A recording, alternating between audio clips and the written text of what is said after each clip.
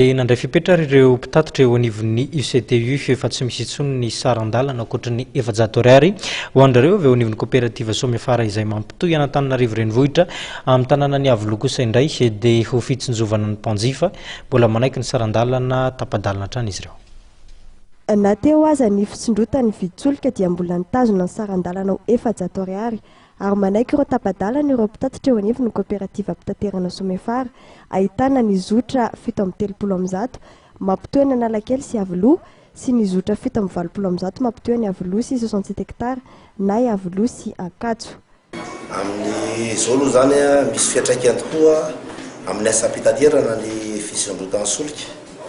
Nefa moa iara-malala ny fiainana amin'izao fotoan'izao fa tsy maintsy fampitsinjo le mpitatitra sy ny vahoaka zany. Dia misy moa zany sarandalana 700 ariary efa niakatra tamin'ny fotoan'andro ny sarandalana io.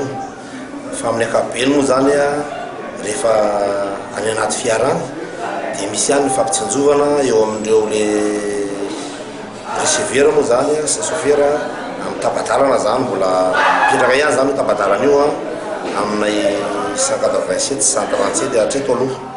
Taoriny ny fahombiazan'ny ezaka tamin'ny fanatsarana ny fitaovana teo anivon'ny zotra 730 nandritra ny taona 13 dia ny zotra 720 indray no anatanteran'izany amin'ity taona 14 ity. Ny vina vaovao moa zany ho an'ny coopérative Sarandalana dia fanentanana an'ireo mpikambana izay mampiasa ny zotra 187 mba entanina izy ireo mba tsara ny fitaovana izay eo ampelantanana. Zany hoe misy apahany raisin'ny coopérative zany amin'ny fanatanterahany an'io fanatsarana io. Nisy tamin'ireo mpikambana eo anivon'ity coopérative ity moa no nanafatra ny fiara vaovao izay rahana miasa amin'ny fanjakana ary miandry ny fanohizan'ny mpitondra vaovao ny fampiarana ny dedikasy izy ireo.